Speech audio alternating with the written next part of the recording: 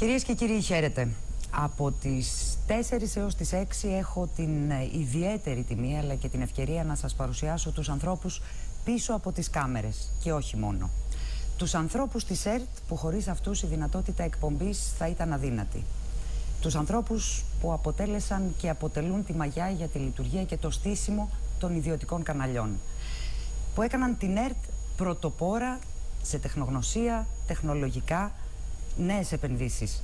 Που με την τεχνογνωσία τους αυτή μπαίνουμε εμείς στα σπίτια σας. Αυτή την ΕΡΤ των ανθρώπων θα ξεδιπλώσουμε σήμερα. Να παρουσιάσω λοιπόν τους δικούς μας καλεσμένους, ξεκινώντας από τα δεξιά. Τον Άρη τον Κοντιζά, πρώην Διευθυντής Λειτουργίας της ΕΤΕΝΑ. Όλοι είμαστε πρώην δηλαδή, Άρη, έτσι, πλέον τώρα. Ηλεκτρονικός. Τον Κώστα το Γιαννακό, ηλεκτρολόγος, τεχνολόγος στην Κατεχάκη, έτσι, στο στήσιμο υποστήριξης ηλεκτρολογικής του τεχνικού τομέα. Ναι. Το Θέμη τον Παπαδόπουλο.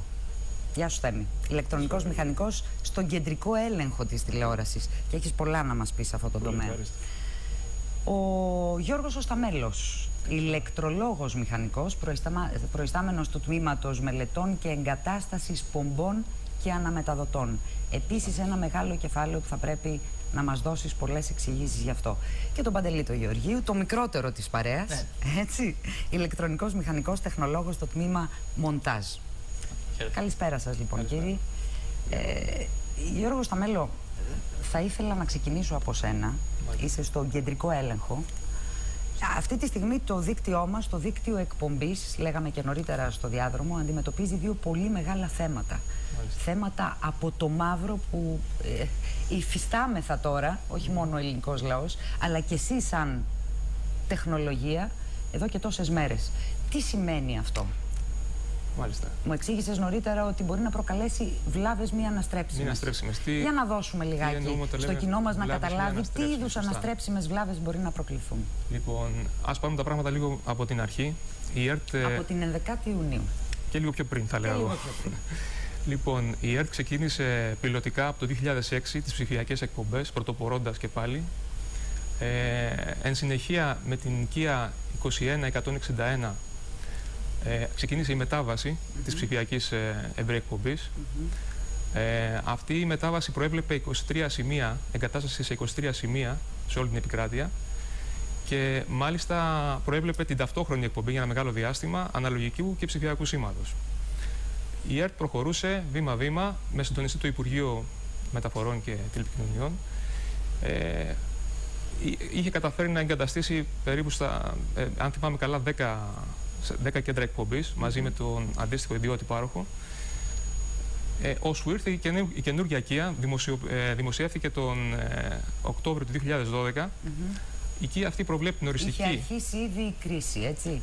Είχαμε ενταχθεί εμείς στις 10. Ο λόγος που δεν προχωρήσαμε μέχρι τέλος και στα 23 σημεία ήταν και η κακή οικονομική κατάσταση των ιδιωτών, των ιδιωτικών καναλιών που αποτελούν και το βασικό χρηματοδότη του ιδιώτη πάροχου. Μάλιστα.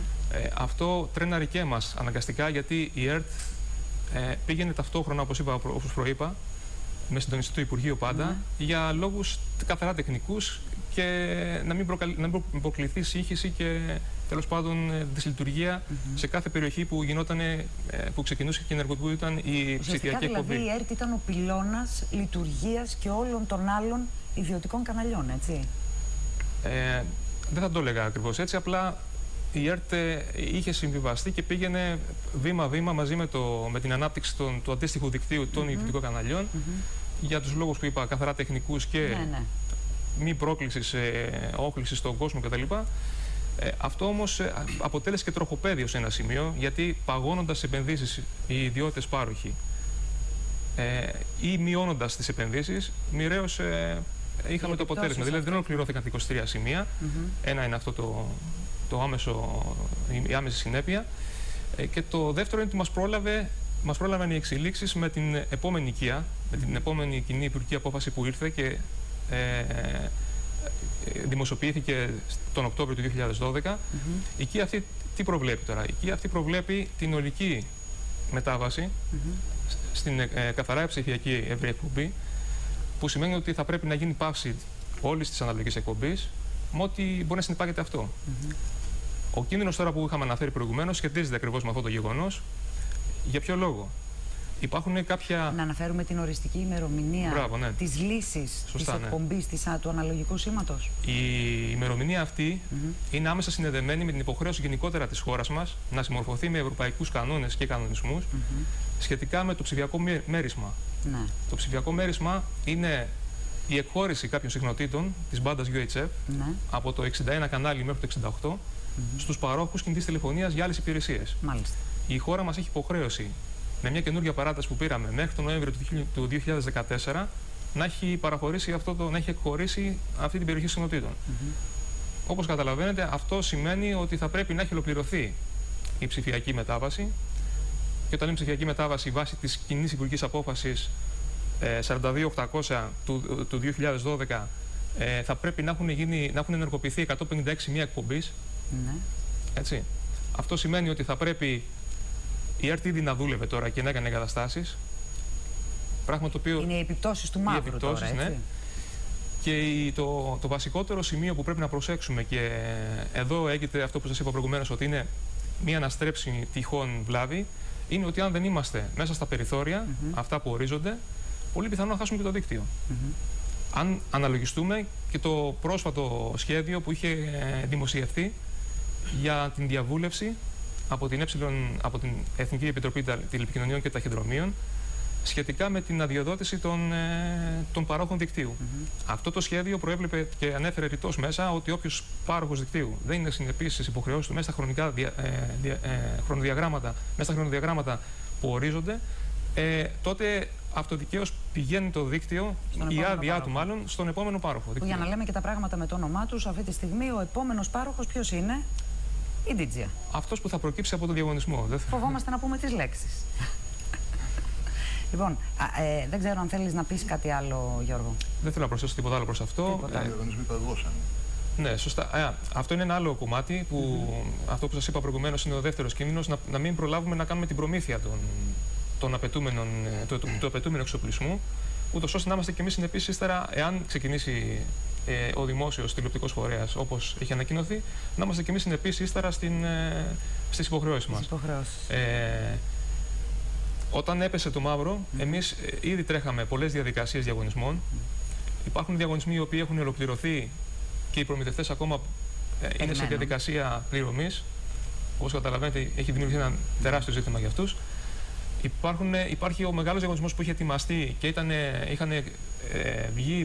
είχαν εκδοθεί οι τεχνικές προδιαγραφές μέσω διαβουλεύσεων και όλων των διαδικασιών που είχαν προηγηθεί.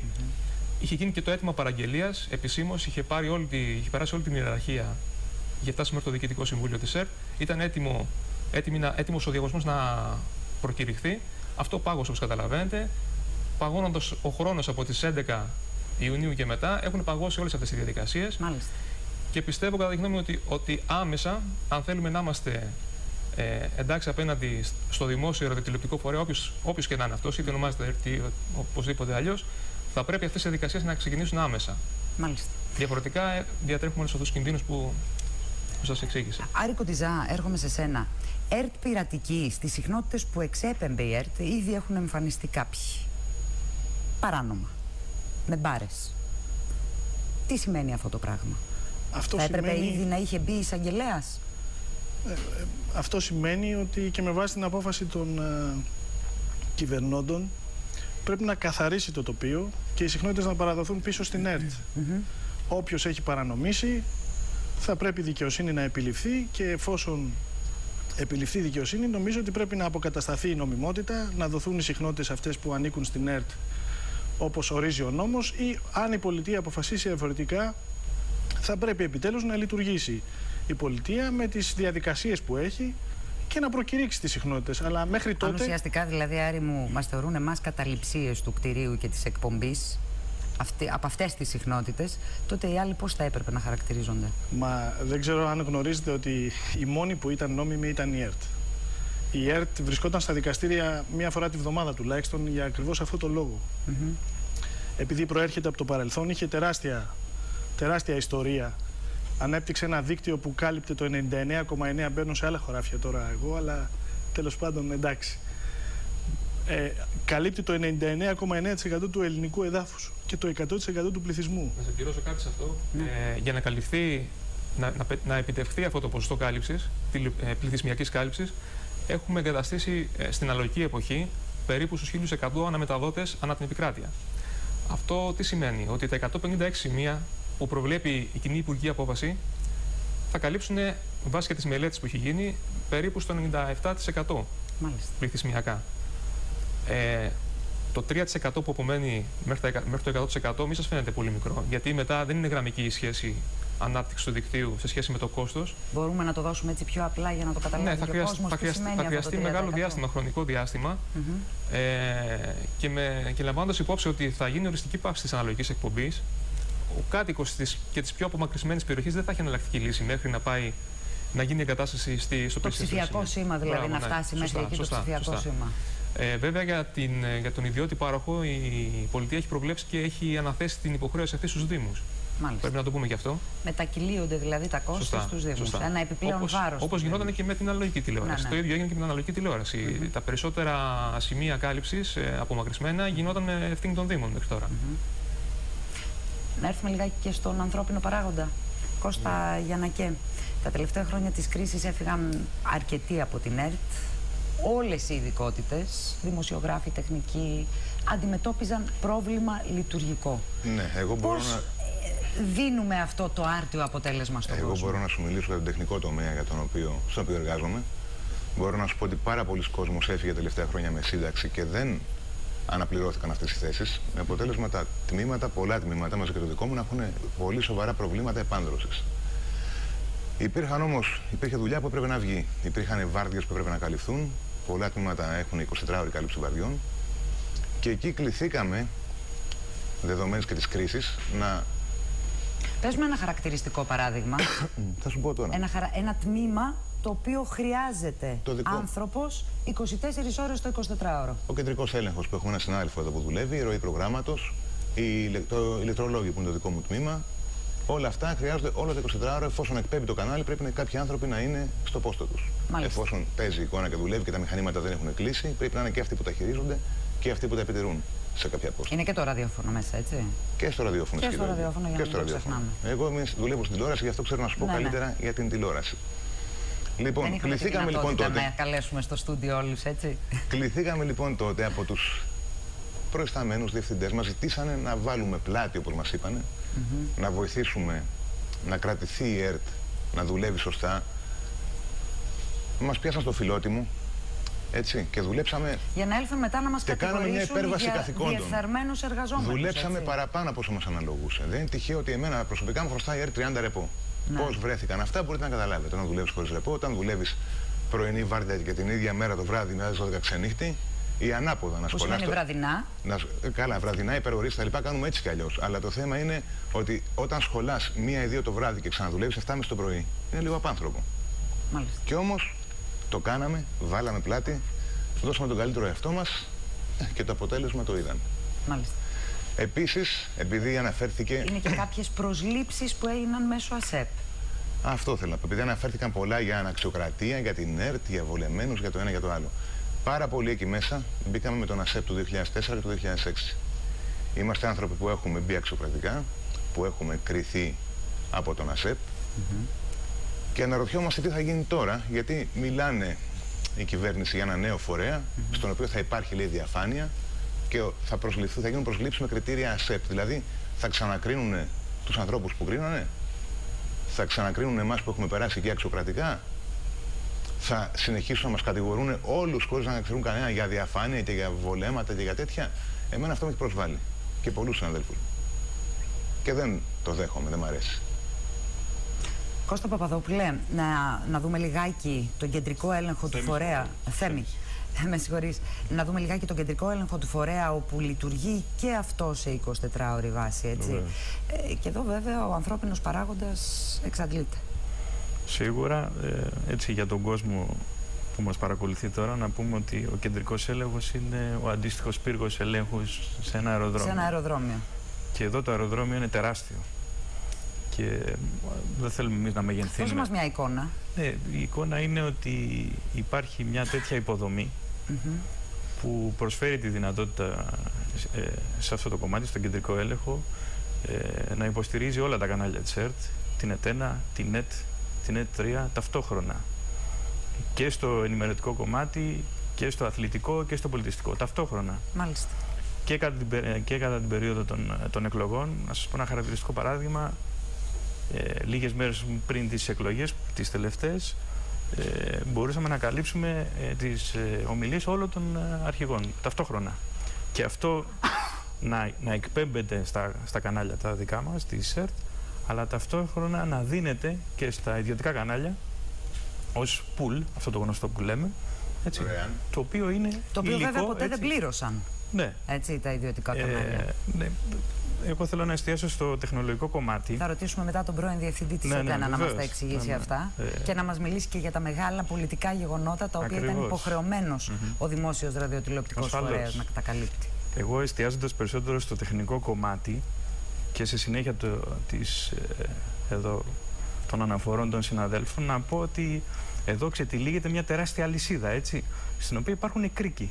Εάν σπάσει ένας, τι γίνεται? Τότε δημιουργείται πρόβλημα, αλλά ευτυχώς μάλλον, δεν σπάει κανένας. Έτσι, και νομίζω ότι αυτό αρχίζει ο κόσμος και το καταλαβαίνει, ξεδιπλώνεται. Δηλαδή, σας πω παράδειγμα, ο κόσμος που έρχεται τώρα και θέλει να ξαναγηθεί στους χώρους της ΕΡΤ εδώ στο ραδιομέγαρο και έχει έρθει και πάνω στον κεντρικό έλεγχο, έχει εντυπωσιαστεί από το επίπεδο της τεχνολογίας. Γιατί δεν το κρύβουμε, έχουμε την τελευταία τεχνολογία. Είναι επανδρωμένο το μεγαλύτερο κομμάτι, στο τεχνικό κομμάτι, είναι επανδρωμένο με την τελευταία λέξη της τεχνολογίας. Γι' αυτό και η ΕΡΤ είναι ικανή να ανταποκριθεί σε οποιαδήποτε απέτηση. Να σας πω ένα χαρακτηριστικό παράδειγμα, το high definition. Θέλω να πω ότι εξελίσσονται κάποια πράγματα τα οποία δεν συμβαίνουν τυχαία. Υπάρχει μια υποδομή και υπάρχουν κοφτερά μυαλά.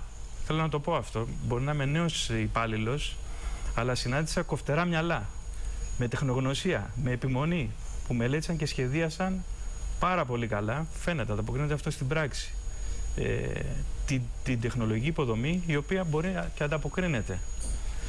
Δηλαδή ξεφεύγουμε από αυτό το που πιθανόν ο κόσμος να νόμιζε ότι εδώ υπάρχει ένα δημόσιο απαρχαιωμένο. Δεν είναι τυχαίο, Θεέ μου, το ότι οι άνθρωποι της ΕΡΤ επάνδρωσαν τα ιδιωτικά κανάλια. Καθόλου τυχαίο. Καθόλου τυχαίο.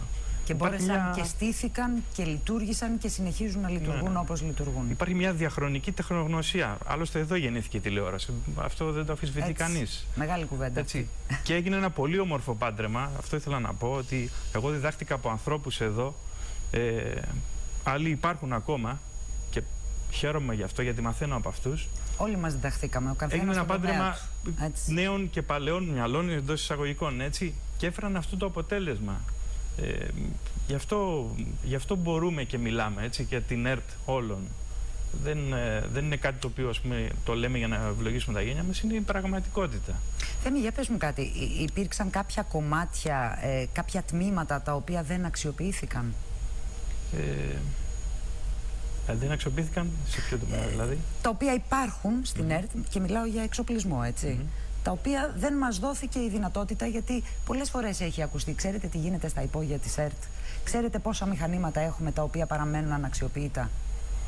Εγώ, από όσο γνωρίζω, χρησιμοποιούνται όλα. Ναι. Και χρησιμοποιούνται γιατί κάποιοι άνθρωποι και μελέτησαν και σχεδίασαν, αλλά και υλοποίησαν αυτό το πράγμα. Ή, εν πάση περιπτώσει, πόσες ατασταλίες έχουν γίνει σε αγορές. Εντάξει, αυτό εγώ δεν μπορώ να το γνωρίζω. Στο δικό μου το κομμάτι, επειδή κατά καλή μου τύχη το έτυχα πριν καν στηθεί και το είδα, δηλαδή, και πριν και μετά και στην υλοποίησή του, αισθάνομαι πολύ τυχερός που πέρασα από αυτό το στάδιο και έμαθα. Γιατί δυστυχώς ή ευτυχώς η δουλειά μας είναι αυτή. Είναι μια διαρκής πάλι για ενημέρωση, για τεχνογνωσία. Δεν τελειώνει, δηλαδή δεν μπορεί κανείς να καυχηθεί ότι ξέρει 5 πράγματα και με αυτά πορεύεται τον εργασιακό του βίο.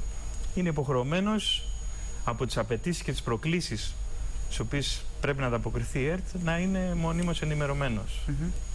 Παντελή, ο μικρότερος της παρέας, αφήνω στο τελευταίο τον Άρη τον Κοντιζά, μετέφερα μας λιγάκι τη δικιά σου την εμπειρία.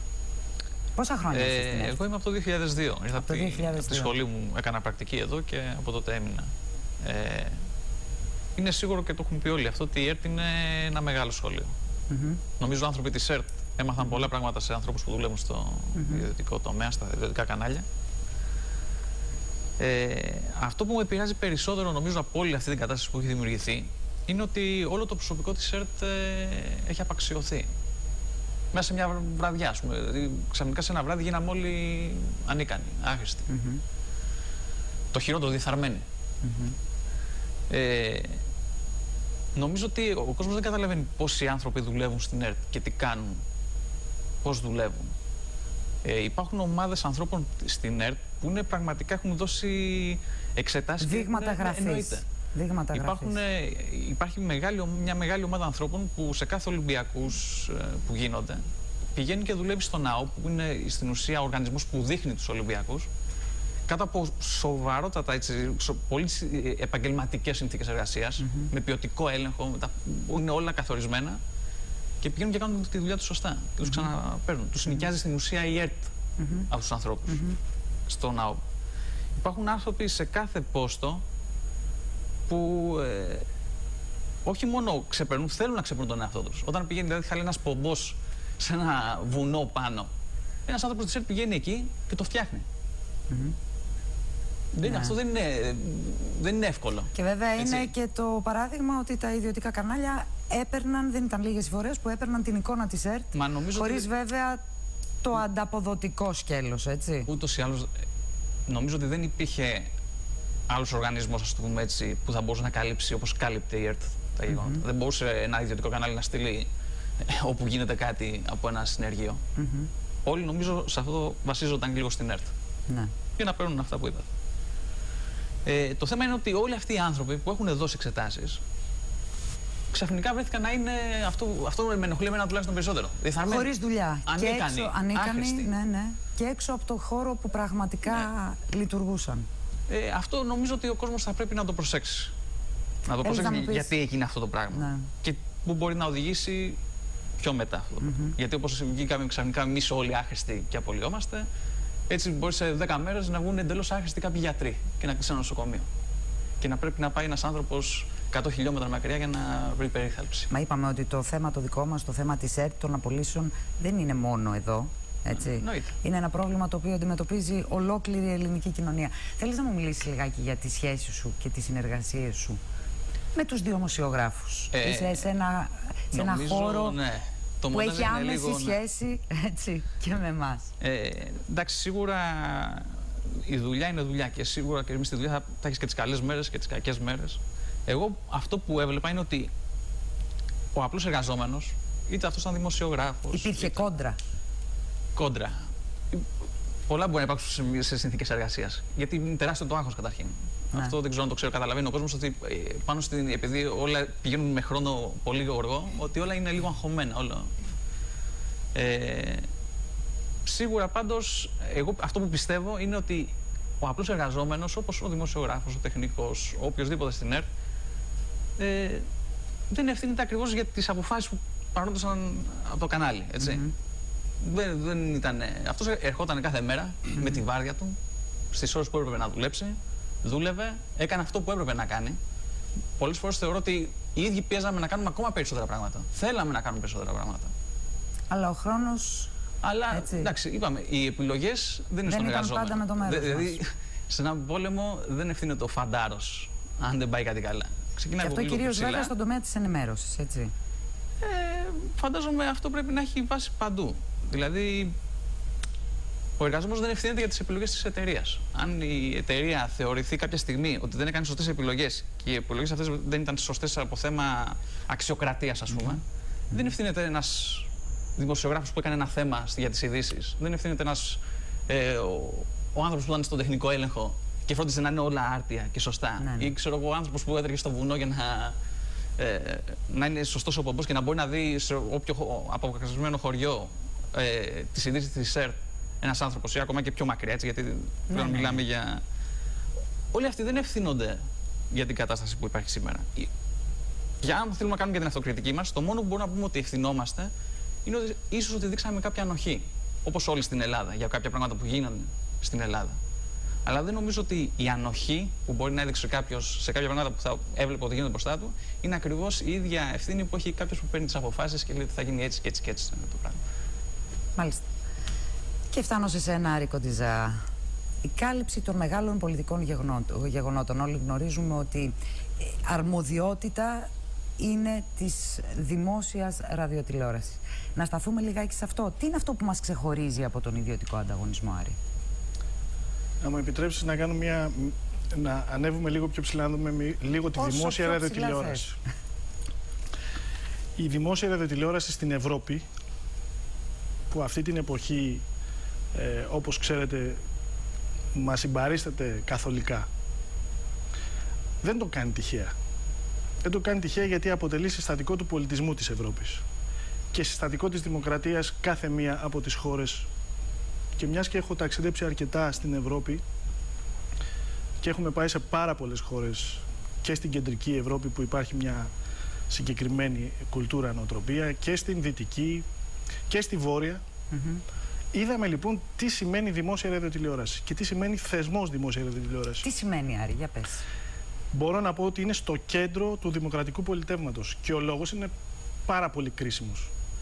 Αποτελεί τον αγωγό ενημέρωσης, ψυχαγωγίας, πολιτισμού, αν θέλετε, και τον αγωγό των πολυπολιτισμικών κοινωνιών που πια έχουν αναπτυχθεί μέσα στην Ευρώπη και τον αγωγό έξω από την Ευρώπη. Άρα είναι πολύ κρίσιμο. Και γι' αυτό το λόγο, να θυμίσω ότι οι τηλεθεάσεις και οι ακροαματικότητες, ας πούμε, στην ZDF φτάνουν και το 40%. Δεν είναι καθόλου τυχαίο αυτό. Στην ΕΡΤ αυτό δεν κατορθώθηκε. Αυτό γιατί δεν λειτουργήσε? Θα σας πω, δεν κατορθώθηκε στα διαχρονικά, παρότι κάποιες στιγμές στο σύνολό μας μπορεί να ξεπεράσαμε και το 20%, αλλά είχαμε ρίξει πάρα πολλά λεφτά γι' αυτό. Θεωρώ ότι είναι και μία απόρρεια αυτού που λέμε ότι η δημοκρατία μας δεν ολοκληρώθηκε. Δεν ανέβηκε πιο ψηλά, δεν στάθηκε στους θεσμούς να τους στηρίσει. Με ό,τι συνεπάγεται αυτό, ακόμα και για την τηλεόραση. Θεωρώ λοιπόν ότι οι δημόσιες ραδιοτηλεοράσεις, και επανέρχομαι στην Ευρώπη, έχουν τρία κύρια χαρακτηριστικά που τις αναγνωρίζουν και τις ξεχωρίζουν σε σχέση με τον ιδιωτικό ανταγωνισμό. Το ένα είναι το αρχείο, είναι ο θησαυρός, και επειδή οι περισσότεροι προέρχονται από το δημόσιο φορέα, το μεγαλύτερο αρχείο το έχει ο δημόσιος φορέας. Με ό,τι συνεπάγεται αυτό, αντιλαμβανόμαστε όλοι τι σημαίνει αρχείο. Αρχείο σημαίνει ιστορία μας. Έχουμε λοιπόν την ιστορία μας στα χέρια μας και τη διαχειριζόμαστε, νομίζω, και ας λέγονται διάφορα κατά καιρούς ότι δεν έχει γίνει το αρχείο. Το αρχείο σήμερα βρίσκεται στο υψηλότερο δυνατό επίπεδο που υπήρξε ποτέ στην ΕΡΤ. Όσο και αν φαίνεται παράδοξο. Επενδύθηκαν πάρα πολλά την τελευταία εξαετία χρήματα και έχει φτάσει σε πάρα πολύ ψηλό επίπεδο. Το δεύτερο είναι η παραγωγή του περιεχομένου. Κάτι το οποίο οι νέοι πάροχοι, να το πω έτσι, τηλεπικοινωνιακοί κυρίως, οι οποίοι έχουν μπει στον ανταγωνισμό και θα παρέχουν και παρέχουν ήδη, όπως ξέρετε, περιεχόμενο, δεν μπορούν να μας φτάσουν, διότι εμείς έχουμε και το know-how πώς παράγεται αυτό, αλλά έχουμε και τις συνεργασίες με τους οίκους παραγωγής, αλλά και την εσωτερική παραγωγή, που εδώ μπορώ να πω ότι η ΕΡΤ διαχρονικά δεν έδωσε το καλύτερο ειδικό βάρος. Υπήρχαν πολλοί λόγοι, τους οποίους αν τους αναλύσουμε εδώ θα καθυστερήσουμε πάρα πολύ. Και είναι και οι άλλοι συνάδελφοι οι οποίοι περιμένουν να πάρουν τη σκητάλη. Η εσωτερική παραγωγή για μένα και σήμερα και στο μέλλον είναι κρίσιμο να δοθεί ιδιαίτερο βάρος. Νομίζω ότι είναι και ζήτημα κόστους πια. Όταν έχεις το κατάλληλο ανθρώπινο δυναμικό και τους κατάλληλους θεσμικούς, το κατάλληλο θεσμικό πλαίσιο να παίρνεις αυτόν που θέλεις για να τον χρησιμοποιείς για αυτό που θέλεις, έχεις λύσει το πρόβλημά σου. Αυτό για κάποιο λόγο δεν γινόταν όλα τα χρόνια. Πολλά μπορεί να υποθέσει κανείς. Αυτή τη στιγμή δεν είναι της ώρας για να το αναλύσω αυτό. Και το τρίτο έχει να κάνει με αυτό που είπε ο Γιώργος στην αρχή, είναι οι συχνότητες. Διότι καλά κάνεις και έχεις αρχείο, καλά κάνεις και έχεις περιεχόμενο, αλλά πού θα το πας? Στρατηγική σημασίας για μένα είναι και τα τρία. Κορυφαία στο δίκτυο. Και γι' αυτό θα έπρεπε, όπως ήδη ξέραμε και απορώ, είχαν δώσει στην DJA τη δυνατότητα να είναι πάροχος δικτύου και στην ΕΡΤ επίσης, σαν δημόσιο φορέα, να αναπτύξει αυτόνομα αυτό το οποίο χρειάζεται η πολιτεία μας. Σωστά. Εγώ θεωρώ ότι αυτό είναι κυρίως πολιτικό ζήτημα και θα πρέπει να συζητηθεί και να λυθεί μια για πάντα. Και δεν νομίζω ότι δεν αποτελεί συστατικό στοιχείο η τηλεόραση και είναι ένα δευτερογενές, τριτογενές. Είναι στο κέντρο, όπως είναι στην Ευρώπη. Το περιεχόμενο λοιπόν, ένα από τα περιεχόμενα που παράγουμε εμείς και που ήμουν υπεύθυνος στο τελευταίο χρονικό διάστημα, είναι αυτό που λέμε η κάλυψη των πολιτικών, αθλητικών, πολιτιστικών και άλλων γεγονότων. Όλων των μεγάλων γεγονότων. Θα σας δώσω έναν αριθμό. Με τα τελευταία στατιστικά στοιχεία του 2012 είχαμε 750 εξόδους των αυτοκινήτων μας, των κινητών μονάδων, των OB-van όπως λέμε, οι οποίες κατά 70% αποτελούσαν πολιτικά γεγονότα, 20% αθλητικά γεγονότα και 10% άλλα γεγονότα. Όπως είναι, ας πούμε, η Εκκλησία κάθε Κυριακή πρωί που την παρακολουθεί τόσος πολλής κόσμος. Αυτή λοιπόν την Εκκλησία εμείς την παράγουμε. Τα πολιτιστικά γεγονότα, συναυλίες, συγκεντρώσεις, συνέδρια, όλα εμείς. Πρέπει βέβαια να δούμε και τι θα κάνουμε όλο αυτό το υλικό που έχουμε μαζέψει όλες αυτές τις μέρες. Ακριβώς. Το οποίο βέβαια θα πρέπει να μπει στο ιστορικό αρχείο της ΕΡΤ. Ναι, αποτελεί ιστορικό υλικό. Αυτό είναι δεδομένο ότι αποτελεί ιστορικό υλικό. Επίσης, μαζί με τα μεγάλα αυτοκίνητα που έχουμε, τα πολυκάμερα που λέμε, έχουμε και τα μονοκάμερα. Τα ENG, τα περίφημα ENG. Αυτά που σαρώνουν στην κυριολεξία το λεκανοπέδιο και όλη την Ελλάδα για να καλύψουν τα γεγονότα των πολιτικών αρχηγών, του Προέδρου της Δημοκρατίας, του αρχηγού της αξιωματικής αντιπολίτευσης, των πολιτικών κομμάτων. Σε όλο το φάσμα, οι δράσεις αυτές οι οποίες καλύπτουμε είναι απίστευτα μεγάλες. Ο όγκος και το υλικό επίσης απίστευτα μεγάλο. Η παραγωγή μας ξεπερνά, κατά τη δική μου άποψη, όλων των ιδιωτικών σταθμών μαζί της ΕΡΤ. Να κάνω μια τελευταία ερώτηση που θα μου απαντήσετε με τη σειρά όλοι. Μας πρέπει τελικά ο ανταγωνισμός με τα ιδιωτικά μέσα? Και σε τι επίπεδο? Κατά τη γνώμη μου θα πρέπει να διαχωριστεί εντελώς το θέμα του ανταγωνισμού με το θέμα της ποιότητας που παράγεται από ένα τηλεοπτικό μέσο. Και της ποσότητας. Και της ποσότητας φυσικά.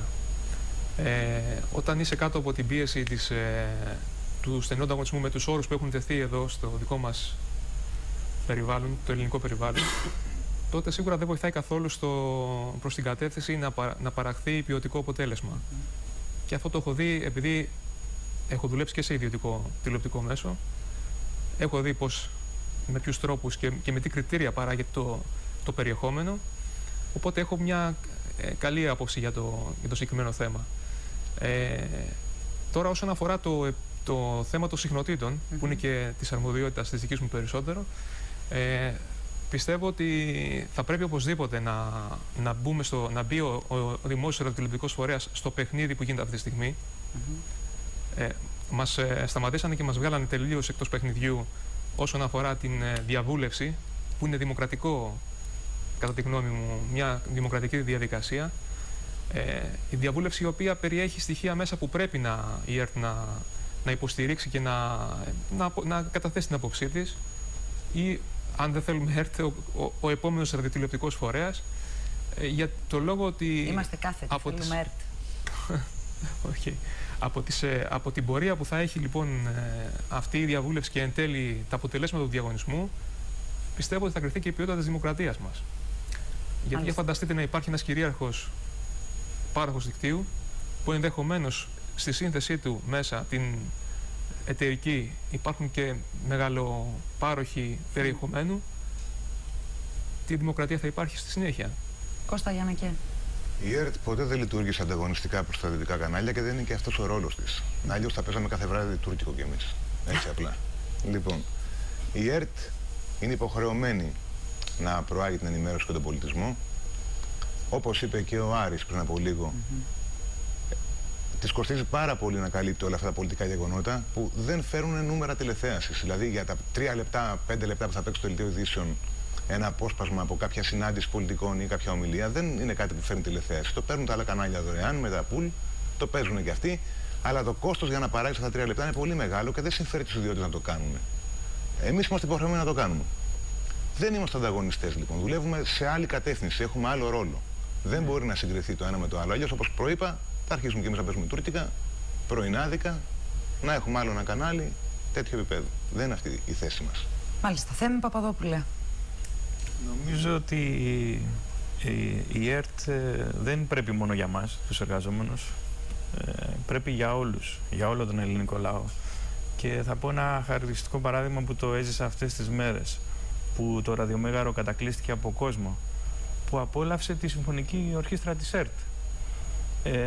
Άκουσε διαμάντια, έτσι, και της ελληνικής μουσικής αλλά και της παγκόσμιας μουσικής. Και το θαύμασε. Εν μέρει έχουμε κι εμείς ένα φταίξιμο σε αυτό. Έχουμε, ναι. Έχουμε, διότι είχαμε κάποια στιγμή πρέπει να κάνουμε και εμείς την αυτοκριτική μας. να κάνουμε και εμείς την αυτοκριτική μας. Ναι. Κατά πόσο δηλαδή δώσαμε τη δυνατότητα στον κόσμο να δει Ακριβώς. τι έχουμε. Ακριβώς. Ναι, ίσως δεν έπρεπε να έχουμε κλειστές τις πόρτες μας. Έπρεπε να είναι ανοιχτές. Στο κάτω-κάτω αυτό ανήκει σε όλους τους Έλληνες. Θέλω να πω ότι κατά αυτή την έννοια ότι του κόσμου του ταιριάζουν όλα. Άλλωστε στη χώρα της δημοκρατίας ζούμε, στην Ελλάδα, και καμαρώνουμε γι' αυτό. Κατά συνέπεια ο κόσμος πρέπει να έχει πρόσβαση στο καλό, στο ποιοτικό. Και καλό όχι επειδή το λέω εγώ, γιατί διαπραγματεύεται κάτι το οποίο το αναγνωρίζουν όλοι, και εδώ στην Ελλάδα και στο εξωτερικό. Χρειάζονται και τα ιδιωτικά κανάλια, βεβαίως, γιατί όχι. Και δεν νομίζω ότι τίθεται θέμα ανταγωνισμού. Νομίζω ότι ο καθένας μπορεί να έχει το χώρο του στο ραδιοτηλεοπτικό τοπίο. Αρκεί ο καθένας ο ένας να αναγνωρίζει την αξία του άλλου. Παντελή Γεωργίου. Ναι. Νομίζω ότι όσα έχουν πει οι συνάδελφοι εδώ είναι σωστά. Δεν νομίζω ότι ο ρόλος της ΕΡΤ δεν είναι να είναι ανταγωνιστής των άλλων καναλιών. Είναι άλλος ο ρόλος της. Αν ήταν να είναι ανταγωνιστικό, όπως είπαμε, θα είχαμε γεμίσει με εκπομπές ανάλογες και αντίστοιχες από τα ιδιωτικά κανάλια. Ο ρόλος της ΕΡΤ νομίζω είναι να υποστηρίζει αυτό που θέλει να βλέπει κάποιος που δεν θέλει να βλέπει όλα αυτά. Που θέλει να βλέπει κάποιες συμφωνικές ορχήστρες. Που θέλει να βλέπει κάποιο άθλημα το οποίο δεν είναι τόσο δημοφιλές. Έχουμε και το Champions League, δείχνουμε και το βόλεϊ. Έχουμε κάτι που θέλει να το δει πολλοί κόσμος, αλλά πρέπει η ΕΡΤ ως δημόσιος και τηλεόραση όλου του κόσμου να δείξει και αυτό που θέλει η μειονότητα. Να δείξει την μπάλη. Που είναι αρχαίο άθλημα και θέλουμε να τη βγάλουμε από τους Ολυμπιακούς Αγώνες, γιατί δεν είναι τόσο τηλεοπτικό άθλημα. Αυτός είναι ο ρόλος της. Και γι' αυτό νομίζω ότι πρέπει να συνεχίζει να υπάρχει. Γιατί πρέπει όλοι να μπορούν να βλέπουν αυτό που θέλουν. Ακόμα και αυτός που δεν έχει τόσο. Που θέλει να δει κάτι διαφορετικό. Άρη, κάτι τελευταίο. Δεν αναρωτιέμαι αν θα πρέπει να υπάρχει ή όχι. Εγώ ξέρω ότι στο Σύνταγμα το άρθρο 15 κάνει ρητή αναφορά. Σεβόμενος αυτούς που έφτιαξαν το Σύνταγμα το 75, γιατί ξέρετε τι υπήρχε πριν το 75, θεωρώ ότι ήταν σοφοί και καλώς έπραξαν αυτό που έπραξαν. Εκείνο που πρέπει και αυτοκριτικά να δούμε είναι από εδώ και στο εξής, να σεβόμαστε τους θεσμούς, τις θεσμικές διαδικασίες, τη διαφάνεια, και νομίζω ότι θα χτίσουμε μια ΕΡΤ που χρειάζεται ο κόσμος ακριβώς γιατί τον υπηρετεί. Και την αξία της την κατάλαβε τώρα που έφυγε από τις οθόνες. Αυτό. Να σας ευχαριστήσω. Τη σκητάλη, κυρίες και κύριοι, σε λίγο άλλοι συνάδελφοι με πολλά και ενδιαφέροντα πράγματα. Μια μικρή ανάσα. Κυρίες και κύριοι, γεια σας και πάλι. Σκητάλη σε άλλους συναδέλφους, συνάδελφοι που δουλεύουν και αυτοί πίσω από τις κάμερες. Και για να μην χάνουμε χρόνο, παιδιά, ξεκινάω μέσω στην παρουσίαση στους τηλεθεατές μας. Άρης Κλαδευτήρας, εικονολήπτης, ηχολήπτης. Γιώργος Καλοφολιάς, σκηνοθέτης. Καλησπέρα. Καλησπέρα. Και σε σένα. Κώστας Μαντάς, ηλεκτρονικός μοντάζ. Καλησπέρα. Σόνια Νικολοθανάση, μοντάζ. Καλησπέρα. Και Αλέκος Σιμιτζής, εικονολήπτης. Άρη, να ξεκινήσουμε από σένα. Μιλάγαμε και με τον Άρη τον Κοντιζά νωρίτερα ότι υπεύθυνη για όλες τις μεγάλες καλύψεις είναι η δημόσια ραδιοτηλεόραση, η πλέον αρμόδια. Δώσε μας λιγάκι μια τάξη μεγέθους του όγκου και της εικόνας των εξωτερικών μεταδόσεων. Οι εξωτερικές μεταδόσεις της ελληνικής τηλεόρασης ήταν σε τόσο μεγάλο βαθμό που εγώ προσωπικά είχα χάσει πολλές φορές και την επαφή με το σπίτι μου. Τα ταξίδια, οι υποχρεώσεις όλες αυτές που είχε η ΕΡΤ όσον αφορά κυρίως το πολιτικό κομμάτι, αλλά παλιότερα που κάτι τελευταία έχει απαξιωθεί και είχε ρίξει και την ποιότητα τα τελευταία χρόνια, ήταν το πολιτιστικό κομμάτι. Πηγαίναμε και γράφαμε θέατρα παντού.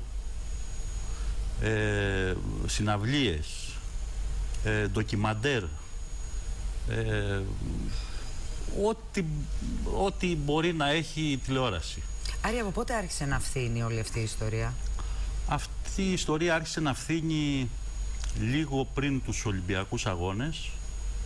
Δηλαδή, λίγο πριν. Δηλαδή, όσο πλησιάζανε οι Ολυμπιακοί Αγώνες, όλο οι Ολυμπιακοί Αγώνες στην Αθήνα. Στην Αθήνα, ναι. Άρχισε να μειώνεται και δραματικά. Να φανταστείτε ότι πριν τις αναγκαστικές προσλήψεις που γίνανε το 2004 και 2006, προσλήψεις κανονικά η ΕΡΤ είχε να κάνει από την εποχή που μπήκα εγώ, από το 1988-89 που μπήκανε κάποιες φουρνιές. Δηλαδή άρχισε το προσωπικό να γερνάει, οι παλιοί φεύγανε με συντάξεις, ο όγκος σε εμάς παρέμενε ο ίδιος και αυξανόντανε, ενώ ταυτόχρονα το προσωπικό μειωνόντανε. Αυτό είχε σαν αποτέλεσμα να ακόμα πιέζεται. Και τώρα όμως, έτσι, το προσωπικό της Εγώ ΕΡΤ από τότε που μπήκα, δεν έχει πολλοί νέους ανθρώπους. Ναι, δεν έχει. Έχει μόνο αυτή η φουρνιά τώρα που μπήκε, οι οποίοι ήταν σχετικά Ναι, οι οποίοι λίγοι. όμως ήταν συμβασιούχοι, έληξαν οι συμβάσεις. Το υπόλοιπο έφυγαν. προσωπικό της ΕΡΤ δεν ήταν. Και όμως μας είχαν.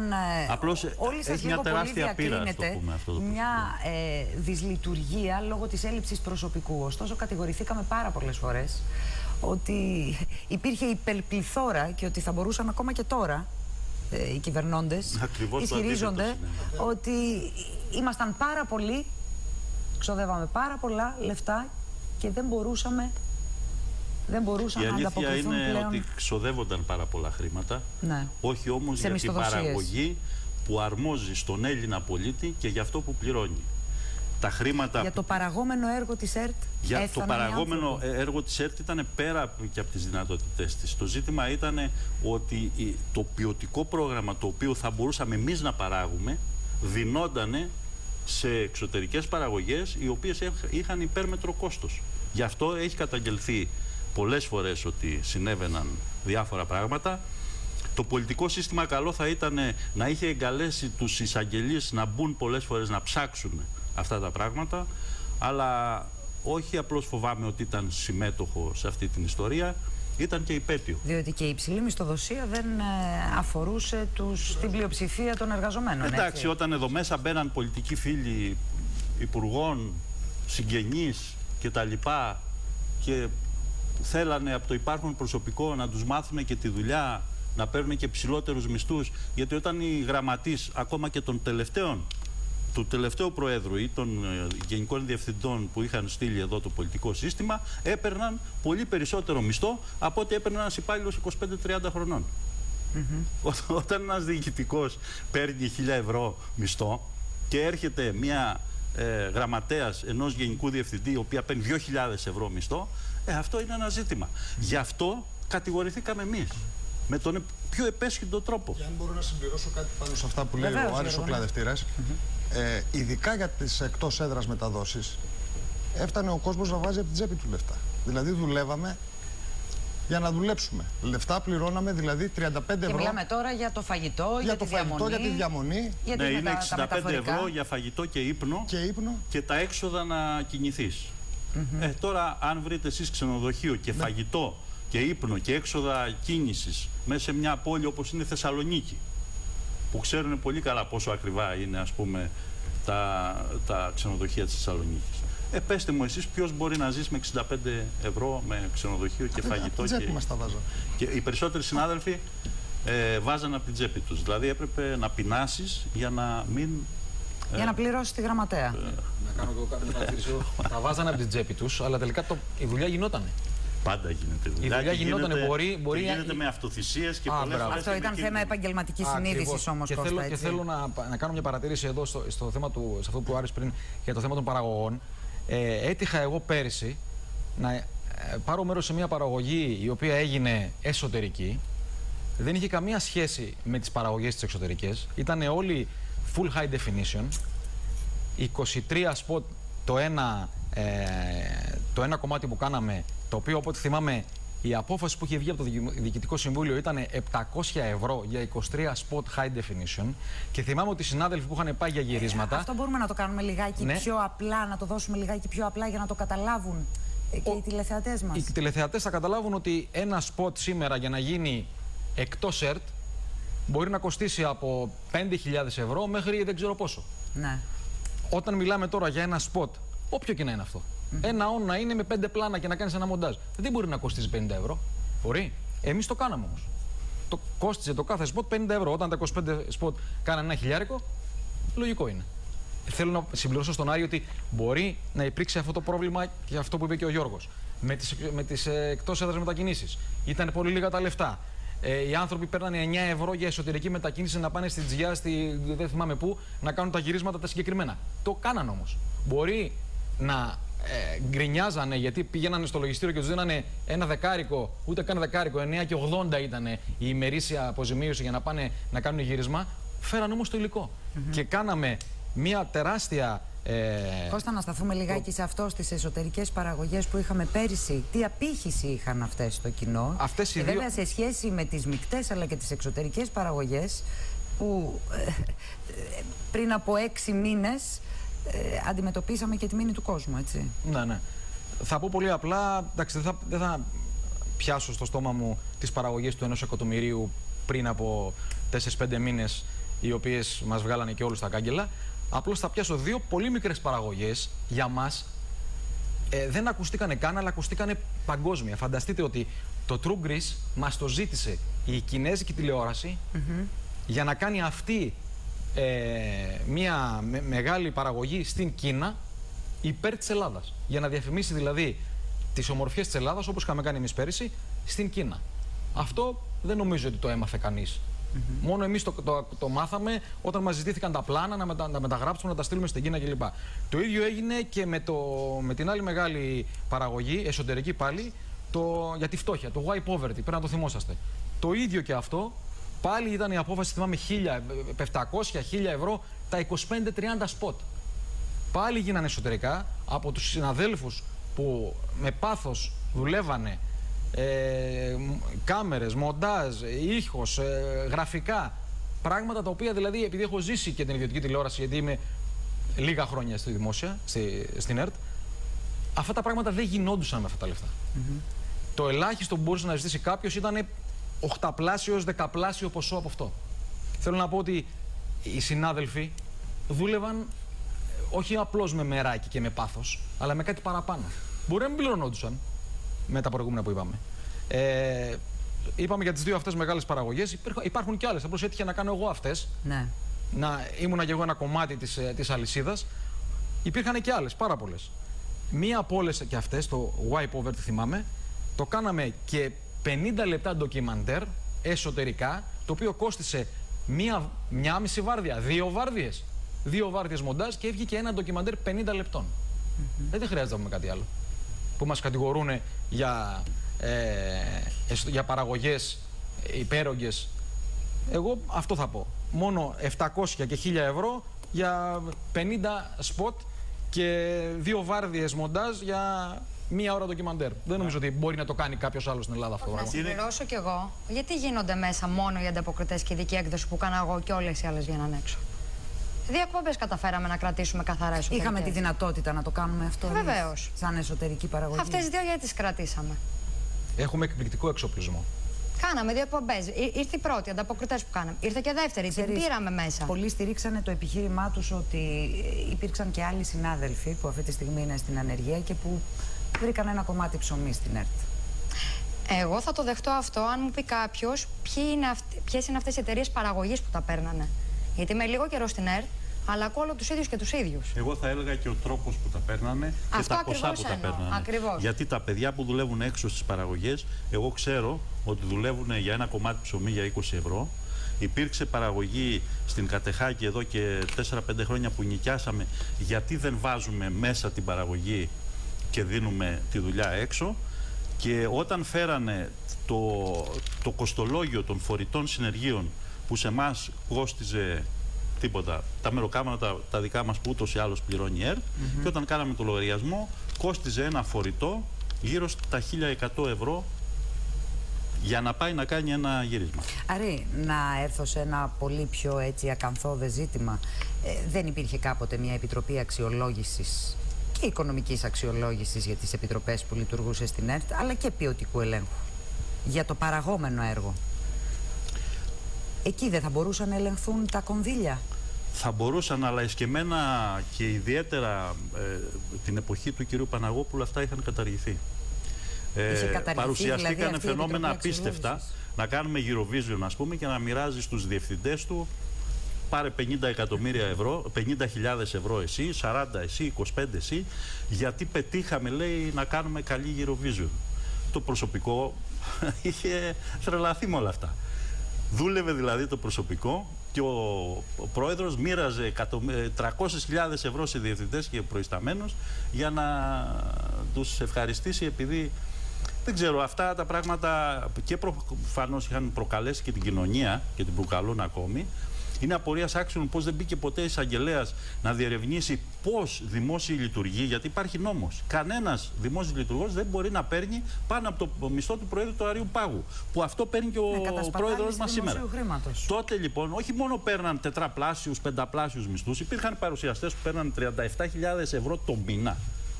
Και όχι μόνο αυτό, μοιράζαν και μπόνους, ας πούμε, μεταξύ τους, και δεν πήγε, οι εισαγγελείς που ήταν όλο αυτό τον καιρό. Σήμερα γιατί δεν έρχονται να βάλουν κάτω? Μήπως το πολιτικό σύστημα θέλει με αυτή την ταφόπλακα σε εμάς και τον απαξιωτικό τρόπο που μας διώχνει, θέλει να βάλει, να καλύψει κι όλη αυτή τη βρωμιά? Εγώ το βάζω σαν ένα ζήτημα. Γιώργο, ποιο είναι το μέρος της ευθύνης που μας αναλογεί εμάς? Γιατί δεν βγήκαμε να καταγγείλουμε όλα αυτά? Ελάχιστο. Δεν βγήκαμε να τα καταγγείλουμε όλα αυτά, γιατί εδώ πέρα ερχόμασταν και κάναμε μια συγκεκριμένη δουλειά. Δουλεύουμε. Όχι, ακριβώς. Είχαν καταγγελθεί, Γιώργο. Ελάχιστη ευθύνη. Γράφανε εφημερίδες και ποσά και ονόματα. Μα και εγώ προσωπικά έχω καταγγείλει και έχω καταγγείλει και έχω καταθέσει. Αλλά λέω ποια είναι το μερίδιο της ευθύνης. Ελάχιστο. Εμείς ερχόμαστε εδώ πέρα να κάνουμε μια δουλειά. Τώρα που μιλήσαν οι συνάδελφοι για τις παραγωγές, τις εσωτερικές παραγωγές, αυτό όλο το διάστημα, αυτές όλες τις μέρες, έχουμε μια εσωτερική παραγωγή. Συνεχόμενη ροή και μεγάλες παραγωγές. Συναυλίες καθημερινά. Εκπληκτικές παραγωγές, χωρίς πολλά μέσα. Αυτά που θα είχαμε για να κάνουμε μια συναυλία υπό άλλες συνθήκες. Με τα βάντα, με τις 10 κάμερες, με τα φώτα. Κι όμως οι παραγωγές είναι φανταστικές. Άψογες. Οι συνάδελφοι δίνουν το παραπάνω από αυτό που έχουν μέσα τους. Επειδή έτυχε να μην μπορώ να συμμετέχω σε πολλά από αυτά, λόγω του ότι συντονίζω κάποια άλλα πράγματα, γι' αυτό άλλωστε δεν με ακούς και στο ακουστικό σου αρκετό καιρό, μπορούσα και είχα το χρόνο να παρακολουθήσω και να έχω μια απόσταση όσον αφορά το ότι δεν συμμετείχα ενεργά σε αυτές τις παραγωγές. Και μπορούσα με αυτή την απόσταση να αξιολογήσω ότι είναι εκπληκτικό σαν εικόνα. Έπαιρνα τους συναδέλφους τηλέφωνο και τους έλεγα Μιχάλη, Χρήστο, είμαστε συνάδελφοι χρόνια. Ήταν εκπληκτική μετάδοση. Στους σκηνοθέτες τουλάχιστον που μπορούσα και μίλαγα, εκπληκτική μετάδοση. Ναι, ήταν καλή.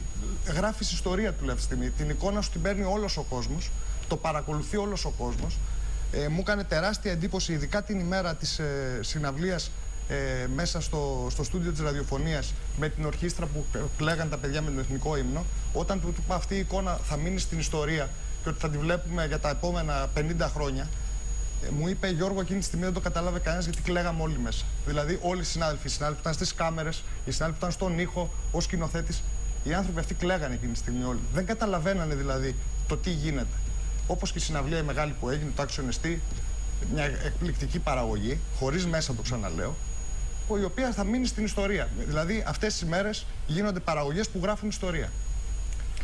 Θέλω να πω και κάτι γενικότερο όμως, ότι εμείς είχαμε την ευκαιρία να έχουμε στα χέρια μας ένα μέσο, όπως ήταν η τηλεόραση και το ραδιόφωνο, που μπορούσαμε να εξωτερικεύσουμε όλο αυτό που μας συμβαίνει. Όλος αυτός ο αυταρχισμός στον τρόπο της απόλυσης.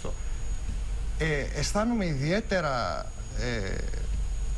μια ιδιαίτερη συγκίνηση όταν σκέφτομαι πόσο εσωτερικά, πόσο βουβά το βιώνει ο εργαζόμενος αυτόν τον αυταρχισμό που δουλεύει στον ιδιωτικό τομέα και δεν μπορεί να βγει να μιλήσει να τα πει. Γι' αυτό και καλώ όλους αυτούς τους ανθρώπους ότι η δημόσια τηλεόραση είναι το βήμα τους, μπορούν να έρθουν εδώ πέρα και να μιλήσουν να τα πούν αυτά. Εμείς είχαμε ένα μέσο. Μασίδολη Φίλιος. Γίναμε πρωτοσέλιδα στη Λιμπερασιόν, το μαύρο πρωτοσέλιδο της Λιμπερασιόν, το οποίο είναι συγκλονιστικό. Είχαμε όμως το μέσο να τα προβάλλουμε όλα αυτά. Σκεφτείτε αντίστοιχα έναν εργαζόμενο ο οποίος δεν έχει όλα αυτά.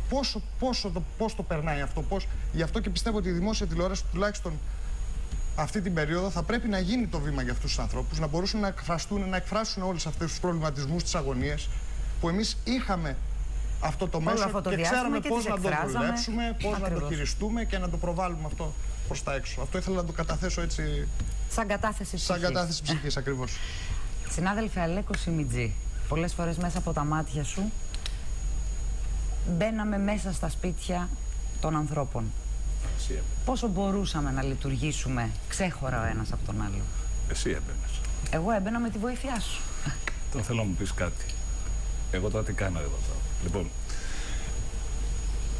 θέλω να μου πεις πόσες φορές είδες έναν άνθρωπο πανικόβλητο εκεί πίσω να τρέχει δεξιά-αριστερά. Να μπορέσει να σώσει καταστάσεις. Έχω την εντύπωση ότι κακώς απολογούμαστε. Δεν απολογούμαστε. Δεν πρέπει να απολογηθούμε σε κανέναν και για τίποτα. Πιστεύω ότι είναι πολλά πράγματα που πρέπει να μάθει ο Έλληνας τηλεθεατής για τη λειτουργία μας, για τον επαγγελματισμό των εργαζόμενων. Εδώ είναι η ευθύνη μας. Έχω την εντύπωση ότι δεν την ανοίξαμε την ατζέντα εμείς. Και όχι για τις κατηγόριες που μας αποδίδουν, έτσι. Δεν ανοίξαμε την ατζέντα. Τα σώψυχά μας δηλαδή δεν τα είπαμε. Και ήρθε το σοκ να τα πούμε. Έχω την εντύπωση. Απλά μας δόθηκε τώρα η ευκαιρία. Τώρα μας δόθηκε η ευκαιρία. Κοίταξε να δεις. Έχω την εντύπωση ότι επειδή εμείς εδώ εκπροσωπούμε, ας πούμε, αν θέλεις, στενά τις ειδικότητες μας, εγώ να μην πω για την ειδικότητά μου. Ζητάμε πέρυσι τέτοιο καιρό, λίγο νωρίτερα, κάποια επιδοτούμενα σεμινάρια από τον ΟΑΕΔ για το Steadicam. Steadicam τον γνωρίζουν οι συνάδελφοι. Οι συνάδελφοι γνωρίζουν, οι τηλεθεατές δεν γνωρίζουν. Ναι. Είναι κάμερες, η κάμερα που την κρατάμε. Όχι ακριβώς φορητές στον νόμο, είναι αυτές που στηρίζονται, ας πούμε, στο σώμα και κάνουν μια παράλληλη κίνηση σάρωση στον χώρο. Λοιπόν, βρήκα μια υπάλληλο, γιατί εδώ τώρα τι γίνεται, ενδεχομένως εμείς να μας βάλουν να μπούμε, να δείχνουμε την κατσίκα του άλλου. Δεν θα δείξουμε να καεί του γείτονα. Εγώ θα πω για τους διοικητικούς υπαλλήλους, λοιπόν. Βρήκα μια υπάλληλο σε αυτό το γραφείο, η οποία ήταν με σύνταξη. Και μου λέει ότι εγώ έρχομαι και δουλεύω για να μην φύγουν αυτά τα προγράμματα. Λοιπόν, εγώ έκανα το σταυρό μου, δεν το πίστευα. Απίστευτη υπάλληλος, Χρήσα το νομίζω το μικρό της, δεν θυμάμαι το επώνυμό της. Και προσπαθεί λοιπόν να αφήσει την τεχνογνωσία σε μια επιδοτούμενη πάλι του ΑΕΔ νεαρά υπάλληλο. Η οποία βεβαίως δεν μπορεί να κάνει χρήση όλου αυτού του όγκου των επιδοτούμενων σεμιναρίων. Έχω την εντύπωση ότι ενδεχομένως εκεί να μην είδαμε την πλήρωση της πραγματικής εικόνας ό,τι αφορούσε εμάς, ας πούμε, εσωτερικά. Αυτό βέβαια που έβγαινε εξωτερικά, οφείλουμε να ομολογήσουμε, και εσύ το γνωρίζεις πολύ καλά, ότι τώρα τα τελευταία χρόνια είχε γίνει η ΕΡΤ κομμάτια της, εν πάση περιπτώσει, ένα κακέκτυπο των ιδιωτικών. Προσπαθούσε να ακολουθήσει αυτό που ήρθαν. Το παραγόμενο έργο. Ως το παραγόμενο έργο. Ναι. Λοιπόν, έρχεται όμως το 90 η ιδιωτική τηλεόραση και τι κάνει, γιατί είδαμε εκπληκτικά πράγματα και την ιδιωτική τηλεόραση. Τι κάνει, αντιγράφει την ΕΡΤ. Γιατί αντιγράφει την ΕΡΤ? Γιατί παίρνει υλικό έμψυχο από την ΕΡΤ και στείνει την ιδιωτική τηλεόραση. Μόλις την έστησαν και την εγκαθίδρυσαν και στα μάτια του κόσμου, πολλά κανάλια, τι είδαμε, απίστευτο, ωραία πράγματα. Έρχεται λοιπόν, το διώχνουν και πετρούλα. Προκύπτει πετρούλα. Άρα λοιπόν η ΕΡΤ είχε πέσει στην παγίδα της απαξίωσης. Πέρναγε πράγμα και από την ΕΡΤ που δεν ανταποκρινόταν στην πραγματική ΕΡΤ δημόσια τηλεόραση. Αυτό ήταν αλήθεια. Όμως αυτό δεν φταίει ο εργαζόμενος. Π.χ. δεν φταίνει, ας πούμε. Γιατί προσπαθούσαν να το κάνουν αυτό? Γιατί προσπαθούσαν. Είχαμε ανάγκη από τον ανταγωνισμό, είναι μια ερώτηση που την έκανα ούτε θέμα ανταγωνισμού. Εγώ πιστεύω δεν ήταν ακριβώς κανένα θέμα ανταγωνισμού. Εγώ πιστεύω ότι ήταν θέμα ευτελισμού της δημόσιας τηλεόρασης για να ακολουθήσει τα ιδιωτικά κανάλια, ώστε να έχουμε ένα μικρό απαξιωμένο προϊόν, το οποίο δεν υποστηρίζει επαρκώς τον πολιτισμό, και εμείς δεν υποστηρίζαμε. Δηλαδή, βεβαίως υπάρχουν εκπομπές στην ΕΡΤ στολίδια, οι οποίες και εμείς έχουμε... Θα μπορούσαν να σταθούν αυτές οι εκπομπές σε ιδιωτικά κανάλια? Εννοείται. Εγώ έχω μια άποψη. Μισό λεπτό. Έχω την εντύπωση ότι η Άξιον Εστί και η άλλη εκπομπή που παράγεται, εξωτερική παραγωγή βεβαίως, στην ΕΤΕΝΑ, γιατί εμείς πρέπει να πούμε και αυτό, δεν έχουμε τίποτα με τους ιδιώτες, δεν έχουμε τίποτα με την εξωτερική παραγωγή. Χρόνια η ΕΡΤ συνεργάζεται και κάνει εξωτερικές παραγωγές. Και πρέπει να κάνει εξωτερικές παραγωγές. Και υπάρχουν διαμάντια. Λοιπόν, πηγαίνετε, θα σας πω και ένα τελευταίο. Κάνει κουτσομίτης, αριστουργήματα εδώ. Πόσοι ιδιώτες δεν κάνουν? Λοιπόν, Αγλαία, εάν πάει κανείς στο βορρά και πάει στην ΕΡΤ3, θα βρει εκεί πέρα ένα διαμάντι, το οποίο έχω την εντύπωση θα μας δώσει την εικόνα αυτού που γίνεται. 20 καμεραμάν, συν 3-4 συμβασιούχοι, 4 διευθυντές φωτογραφίας. Τώρα μου πείτε κανάλι ιδιωτικό που δουλεύει με 20 καμεραμάν. Έχω την εντύπωση, αν έρθετε τώρα σε εμάς, 20 σε κάθε κανάλι. Προκαλώ ο ιονδήποτε. Φτάνατε και δεν έχω για να τίποτα. καλύψετε το παραγόμενο έργο. Φτάνατε για τις βάρδιες. Ούτε η μισή. Έχω την εντύπωση ότι ιδιωτικό κανάλι δεν δουλεύει. Δουλεύει με πολλούς περισσότερους. Πάρα πολλούς. Όχι απλά εμείς είμαστε λίγοι. Όχι, γι' αυτό λέω ότι δεν υπάρχει περίπτωση να απολογηθούμε για κάτι όταν ο άλλος είναι από το πρωί μέχρι το βράδυ εδώ πέρα. Γιατί εγώ σε θυμάμαι να φεύγω από βάρδια πρωινή, να ξανάρχομαι το βράδυ και να σε βρίσκω εδώ. Όχι, τώρα να πούμε και κάτι άλλο, να το πεις όμως. Εσύ θα το πεις. Πες μου ότι σε έστησα ένα βράδυ, ας πούμε, και σου είπα μην κουνιέσαι για να πάω στην ένταση σύνταξη να βγάλω. Αυτά τα κρατάμε μυστικά. Κάτι ήθελες να πεις όμως, Άρη? Ναι, και να έλθω μετά στη Σόνια. Εγώ έχω μια άποψη για αυτό που συνέβη στην ΕΡΤ, δηλαδή που περάσαμε από την ενημέρωση και τον πολιτισμό στο lifestyle, γιατί φέραμε τους ανθρώπους, κάποια στιγμή δεν ξέρω, το πολιτικό σύστημα αναζήτησε τους ανθρώπους του lifestyle να μπουν μέσα στην ΕΡΤ να τα κάνουν μαντάρα. Μήπως ήταν και αυτό ένα σχεδιασμός απαξίωσης? Ναι, πληρώνουμε. Εμείς τους λέγαμε εδώ, είχαν μια ονομασία και την έχουν αυτοί. Eurovisionistές. Λοιπόν, δεν ξέρω αν τους αρέσει τώρα. Εντάξει, δεν είναι κακό. Δεν είναι κακό να σου πω κάτι. Ούτε και αυτό το. Ναι, αλλά το να απαξιώνεις όλο το κομμάτι που πρέπει να υπηρετήσει η ΕΡΤ, που είναι ο πολιτισμός, η ενημέρωση και ό,τι η εκπαίδευση, χίλια δύο πράγματα. Κοιτάξτε, σας παραπέμπω στην προχθεσινή εκπομπή με τον κύριο Μπιτζάκη Αγλαία. Είναι το κυρίαρχο στοιχείο η Eurovision και όλα αυτά τα πράγματα. Δεν κυρίαρχο στοιχείο, αλλά χρειάζεται και αυτό. Να σου πω και τα μικρά κομμάτια του ελληνικού λαού έχουν δικαίωμα να εκπροσωπούνται και να βλέπουν. Δεν διαφώνησα σε αυτό. Είπα, έγινε το κυρίαρχο, αυτό είπα. Και μάλιστα μοιράζοντας και αυτά που είπα προηγουμένως, τα γνωστά μπόνους, γιατί στα πολιτιστικά δεν μοιράζαν μπόνους. Δικαίωμα και στην Ήπειρο να βλέπουν ΕΡΤ και στην Καλαμάτα να βλέπουν και κανένα δημοτικό τραγούδι. Να σου πω κάτι, μονόπρακτη ΕΡΤ. Εγώ έχω και άλλα παράπονα από την ΕΡΤ, από τη διοίκηση της ΕΡΤ. Ας πούμε, που λέμε για τα μουσικά σύνολα. Θα ήθελα πάρα πολύ τα μουσικά σύνολα να πάνε στο χωριό μου και να παίξουν το Άξιον Εστί. Θα ήθελα να δω τέτοια πράγματα. Το να βάζουν την. Θέλεις να πεις ότι έμεναν θέλω να πω ότι τη μέσα στο χρησιμοποιούσαν και ελιτίστικα την συμφωνική ορχήστρα και όποια πολιτιστικά έκανε η ΕΡΤ.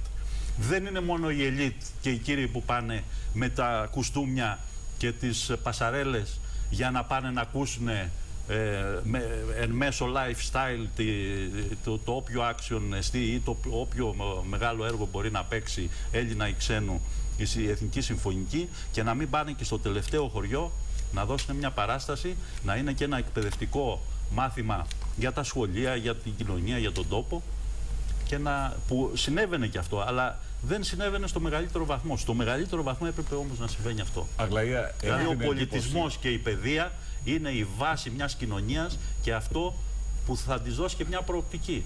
Αυτή τη στιγμή που υποβαθμίζεται η παιδεία, δηλαδή αφαιρούμε σχολεία, αφαιρούμε δασκάλους, καθηγητές, που θα ήταν το μόνο πράγμα που θα έπρεπε να ενισχύσει μια κοινωνία και μια κυβέρνηση για να πάει μπροστά και ένας τόπος από ένα τέτοιο κακό που περνάμε. Και αντίθετα αφαιρούν την παιδεία. Τραβάνε το χαλί δηλαδή κάτω από αυτή την κοινωνία. Ποιο είναι το μέλλον της μιας χώρας? Είναι αυτό που έρχεται. Η νέα γενιά. Εμείς καήκαμε. Μας τελειώσαν. Έχω την εντύπωση ότι η ΕΡΤ όφιλε να κάνει αυτά, να είναι πολύ πραγματική, και τα έκανε. Ενδεχομένως όχι επαρκώς. Ως ένα βαθμό. Ως ένα βαθμό. Ναι. Αυτά τα είπαμε. Το ντεζαβαντάζ για την ΕΡΤ ήταν ότι δεν είχε ιδιοκτήτη να χτίζει γέφυρες. έχω την εντύπωση, όπως είχε πει μεγάλος διευθυντής ειδήσεων. Είχε τον ελληνικό λαό. Λέω λοιπόν ότι όπως είχε πει μεγάλος διευθυντής ειδήσεων από τους παλιούς που πρόλαβα εγώ εδώ πέρα, ότι οι ειδήσεις που κάνεις εσύ χρόνια είναι ένας πάτος, έλεγε, ένας τενεκές που δεν έχει πάτο. Δηλαδή δεν είναι ένα πράγμα οι ειδήσεις, η ενημέρωση, δεν είναι ένα πράγμα εμπορικό. Δεν μπορεί να το καταστήσει εμπορικό. Τις θετικά κανάλια δεν υπάρχει αυτό. Άρα λοιπόν, ως αντιστάθμισμα, η ΕΡΤ δεν χτίζει γέφυρες. Όμως δυστυχώς αυτό είναι. Και έχω την εντύπωση ότι εμείς έχουμε καθήκον να υπερασπίσουμε τα 70 και 80 χρόνια του αρχείου της ΕΡΤ, το οποίο είναι ίσως εκεί καταγράφεται η νεότερη ιστορία της χώρας μας. Και αυτό πρέπει να το υπερασπίσουμε, γιατί αυτό ενδεχομένως κάποιοι να σκέφτονται, να ονειρεύονται τρελά πράγματα. Τώρα που είπε ο συνάδελφος ο Αλέκος για το αρχείο, στην όλη προχειρότητα που γίναν όλα αυτά όπως γίναν, τους έφυγε και μια λεπτομέρεια. Οι σκηνοθέτες δημιουργοί, κατά την υπογραφή της σύμβασής του με την ΕΡΤ ορίστου χρόνου, εγχωρούσαν όλα τα πνευματικά τους δικαιώματα στην ΕΡΤ ΑΕ. Δεν ξέρω, δεν υπάρχει περίπτωση, δεν υπάρχει τρόπος ούτως ή άλλως αυτό να μεταβιβαστεί σε άλλη εταιρεία, καθώς είναι μόνο για την ΕΡΤ ΑΕ. Υπάρχει νόμος ο 21-21 που τα καθορίζει όλα τα πνευματικά δικαιώματα, όπου θα προκύψει τεράστιο θέμα. Δεν και είναι κόστος, μόνο για τους σκηνοθέτες παραγωγούς, έτσι. Όχι, όχι. Είναι και για διάφορες άλλες συμβάσεις, διακρατικές κτλ. Αλλά μιλάμε για παραμένουν νέολες. Για ένα τεράστιο έργο συναυλιών, ντοκιμαντέρ, εκπομπών, θεατρικών, στα οποία έχουν πνευματικά δικαιώματα όσοι υπάλληλοι της ΕΡΤ, με την απόλυση χάνονται αυτά. Θα προκύψει δηλαδή μέσα σε όλα αυτά που έπονται, είναι και αυτό ένα τεράστιο ζήτημα. Το οποίο θα χρειάζεται άμεσης αντιμετώπισης. Ναι. Σοφία Νικολοθανάση. Τόνια. Σόνια. Έχεις ήδη άποψη για το στούντιο της ψηφιακής. Ναι, γιατί... Το οποίο ξεκίνησε τη λειτουργία του το 2009, λειτουργήσε για 1 ή 2 χρόνια, αν θυμάμαι καλά. Με τη συνδρομή συμβασιούχων. Ναι, και από τότε το σταματήσαμε. Μπήκε λουκέτο. Προσπαθούσαμε εμείς 5 άνθρωποι που ήμασταν να το λειτουργήσουμε όσο μπορούσαμε με τη δική μας προσπάθεια. Κάναμε τα απαραίτητα. Δεν καταφέραμε ποτέ να ξανανοίξει. Δώσε μας λίγο μια εικόνα για τις δυνατότητες αυτού του στούντιο. Από εκεί όσο ήταν η ψηφιακή, βγάζαμε 4ωρο ζωντανό πρόγραμμα, tapeless, δεν χρειαζόμασταν βίντεο. Από τον υπολογιστή τα στέλναμε κατευθείαν σε έναν άλλον υπολογιστή και παίζανε. Και ήταν και άρτια εικόνα, άρτια εικόνα, ναι, χωρίς κανένα ούτε κασέτο ούτε τίποτα. Γράφαμε κατευθείαν όλα τα πρακτορεία που ερχόντουσαν στους δίσκους και μπορούσαμε και τα μοντάραμε χωρίς κασέτες πάλι. Και όλο αυτό το παγώσαμε. Που σημαίνει λιγότερο προσωπικό, Σόνια. Όχι, απλά σημαίνει και λιγότερο προσωπικό, να το θέσουμε έτσι, γιατί κάναμε πιο γρήγορα τη δουλειά μας. Λιγότερες θέσεις εργασίας, γι' αυτό το λέω. Όχι έτσι ακριβώς. Θα διαφωνήσω. Ναι. Θα διαφωνήσω γιατί τύχε να συνεργαστούμε και με τη Σόνια και με τους άλλους συναδέλφους. Δεν ήταν λιγότερο το προσωπικό ήταν το ίδιο, αλλά ήταν τεράστια η ευθύνη. Διότι αυτή τη στιγμή που μιλάμε, μπορεί κάτι που γράφεται σε μια κασέτα να είναι χειροπιαστό, κάτι όμως που γράφεται σε ένα άλλο σύστημα μπορεί να έχει συστήματα ασφαλείας να στο διασφαλίσουν μην τυχόν και το χάσεις, αλλά δεν είναι τόσο απλό. Θέλει ανθρώπους να αγαπάνε τη δουλειά τους, να ενδιαφέρονται για τη δουλειά τους, να στείλουν αυτό το πράγμα που λεγόταν ένα 5ωρο πρόγραμμα καθημερινό ζωντανό. Υπήρχαν 22 άτομα τα οποία δουλεύαν τότε μαζί με τη Σόνια και εμένα. Ήμασταν λίγοι πίσω, πάντα. Υπήρχαν ορισμένοι άνθρωποι που τρέχανε από το πρωί μέχρι το βράδυ, όπως τρέχουν και οι υπόλοιποι συνάδελφοι σε όλα τα άλλα στούντιο. Απλώς έτυχε αυτό να είναι ένα διαφορετικό κομμάτι. Θέλω να πω ότι δεν είναι απλά τα πράγματα. Μην νομίζουμε ότι η νέα τεχνολογία μειώνει θέσεις εργασίας. Ίσα-ίσα η νέα τεχνολογία κάνει πιο εύκολη τη δουλειά σου. Και θέλει περισσότερους ανθρώπους, γιατί είναι θέσεις ευθύνης και πρέπει. Ανοίγουν άλλες θέσεις εργασίας. Ακριβώς. Δηλαδή θέλαμε άλλους να χειρίζονται του σερβερ, όταν χαλάνε να μας τους φτιάχνουν. Δεν ήταν ένα βίντεο και εμείς πειράζουμε τα κουμπάκια και το φτιάχνουμε. Εκεί ήθελε προγραμματιστές. Πιο εξειδικευμένο προσωπικό. Πιο εξειδικευμένο. Και ένα άλλο που με στεναχώρησε είναι όταν ήρθα εγώ εδώ, μπήκα στη ψηφιακή. Ναι. Τρέχαμε 3 κανάλια, σποτ, διαφημιστικά τα πάντα και ξαφνικά. Τι γίνεται με όλο αυτό τώρα το αναξιοποιητό υλικό? Αυτό δεν ξέρω καν αν υπάρχει. Τι το έχουν κάνει. Δεν ξέρω καν που είναι. Δηλαδή, όλος ο αέρας που γράφαμε τότε ανακυκλώθηκε. Πήρα εγώ κασέτες για ανακύκλωση. Δεν έχουν κρατήσει τίποτα. Δεν νομίζω ότι είναι ευθύνη μου να κρατήσω εγώ τον αέρα το τότε, έστω για κάποιο δείγμα. Και ξαφνικά κλείσαν τα κανάλια. Είχαμε κάνει τόση δουλειά. Έχουμε τεράστιο αρχείο τρέιλερ πίσω που είχαμε κάνει και τα σβήσαν όλα. Τέρμα. Για ποιο λόγο δουλεύαμε εμείς τόσο καιρό πίσω? Για ποιο λόγο πέραν τόσους συμβασιούχους πίσω και λειτουργούσαμε αυτά τα κανάλια? Για να τα κλείσουμε? Και υπήρχε και το Πρίσμα που ήταν το καλύτερο κανάλι. Κώστα, τι συμφέροντα μπορούσαν να εξυπηρετηθούν μέσα από αυτή τη διαδικασία? Τι ακριβώς εννοείς, τι συμφέροντα? Όλο αυτό το αναξιοποίητο υλικό. Για το ποιο οποίο λόγο δεν υπάρχει. Η λειτουργία 3 καναλιών που ξαφνικά δεν υφίσταται. Θέλαν να προσλάβουν προσωπικό τότε, το πολιτικό σύστημα, και βρήκανε να ανοίξουν ένα καινούριο μαγαζί μέσα στο μαγαζί. Με αυτόν τον τρόπο, όχι ότι δεν έπρεπε να γίνει, ήταν μια πειραματική φάση, αλλά ήταν μια ευκαιρία να φέρουν... Και πόσο ζημίωσε την ΕΡΤ αυτή η ιστορία? Ζημίωσε γιατί πιστογύρισε. Αν αυτό πήγαινε μπροστά. Αυτό μπορούσε να πάει πολύ μπροστά. Όχι, το διάδοχο που μπήκε μετά το high definition. Εγώ δεν συμφωνώ ότι τη ζημίωσε. Εγώ δεν συμφωνώ ότι τη ζημίωσε. Διότι όταν αλλάζεις και πηγαίνεις μπροστά τεχνολογικά, γιατί εμείς εδώ στην τηλεόραση, αν δεν προχωράμε μπροστά, δεν κάνουμε τίποτα. Πρέπει να έχεις και την ικανότητα να κρατήσεις. Η τεχνολογία αυτή κάθε 5 χρόνια είναι καινούργια. Η ΕΡΤ ζημιώθηκε γιατί το κλείσανε το πίσω και είναι όλα αυτά τα μηχανήματα εκεί πληρωμένα. Ζημιώθηκε η ΕΡΤ από πρόγραμμα μόνο που θα μπορούσε να εξυπηρετεί τα 3 κανάλια κτλ. Αλλά από πλευράς τεχνολογίας και αναβάθμισης, ίσως είμαστε αυτό το στούντιο που είπε η Σόνια τώρα, δεν υπάρχει δεύτερο στην Ελλάδα. Μάλλον υπάρχει άλλο ένα. Αυτή τη στιγμή αυτό το στούντιο που έχουμε εδώ είναι high definition. Τόσα χρόνια κλειστό. Δεν έχει σημασία, όχι, δεν είναι κλειστό. Δεν είναι κλειδομπαρωμένο. Δουλεύαμε μέχρι σήμερα. Δούλευε το στούντιο, δουλεύανε οι εγκαταστάσεις, δουλεύανε οι σερβερ, δουλεύανε τα μοντάζ, τα γραφικά, τα πάντα. Απλώς δεν δουλεύανε full. Θα μπορούσαν να δουλεύουν διαφορετικά. Αλλά σαν σύστημα είναι το δεύτερο που υπάρχει στην Ελλάδα. Δεν υπάρχει άλλο. Υπάρχουν συστήματα από εκεί που μπορούμε να βγάλουμε high definition στον αέρα εκπομπές. Που ξαναλέω δεν υπάρχει άλλο. Το δεύτερο είναι που έχουμε εμείς. Ένα άλλο, δεν ξέρω και κάποιο άλλο κανάλι είναι. Δεν μπορούσε αυτή η τεχνολογία να μην είναι αξιοποιητή. Και προσπαθούσαμε εμείς οι εργαζόμενοι. Που μας κατηγορούν. Εμείς οι εργαζόμενοι προσπαθούσαμε να φέρουμε τα αθλητικά από εκεί, να κάνουμε την αθλητική Κυριακή. Είχαν δημιουργηθεί διάφορα προβλήματα και συνέχεια προσπαθούσαμε και πιέζαμε για να φανεί αυτό το διαμάντι που έχουμε μέσα εδώ, εκτός από όλα τα άλλα. Ένα διαμάντια του Κολλιέ είναι και αυτό. Να βγει στον αέρα. Δεν έβγαινε. Για κάποιους λόγους που εμείς δεν μπορούσαμε να καταλάβουμε. Ναι, πήγαμε. Δηλαδή πήγε ο Κώστας πίσω αυτά τα σποτάκια που έφτιαξε όλα. Τα πήγε εκεί. Κάναμε ανταποκριτές και ειδική έκδοση. Stop. Δεν αφήνα να γίνει τίποτα άλλο πίσω. Ήταν και το Μένουμε Ελλάδα που για κάποιο λόγο έφυγε. Το θέμα είναι όμως και ένα άλλο, ότι οι άνθρωποι οι οποίοι εκπαιδευτήκανε, μάθανε, δουλέψανε, είναι ακόμα στην ΕΡΤ. Δηλαδή αυτό το έμψυχο προσωπικό που είναι, πώς να το πω, είναι η περιουσία του κάθε ενός μας, διότι εγώ μπορεί μετά από 17 χρόνια να έρθα στην ΕΡΤ, αλλά δεν το μετάνιωσα ποτέ. Ποτέ. Μόλις άρχισε η κρίση και άρχισε να πέφτει η παραγωγή στα ιδιωτικά κανάλια, μπήκε εμβόλυμα ας το πούμε, ένα χέρι στην ΕΡΤ, να μειώσει η ΕΡΤ τις δραστηριότητες και την παραγωγή της και τις νέες τεχνολογίες, προκειμένου οι ιδιώτες να μην έχουν ανταγωνισμό από την ΕΡΤ. Και γενικά τα ψηφιακά πήγανε πίσω λόγω της κρίσης και ότι δεν μπορούσαν να τα απεξέλθουν τα ιδιωτικά κανάλια.